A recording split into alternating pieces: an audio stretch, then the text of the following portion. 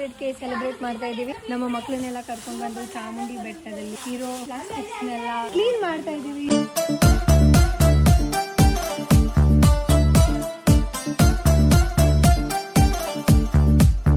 ಗಾಳಿಯೇ ನೋಡು ಬಾ ದೀಪದ ನರ್ತನ.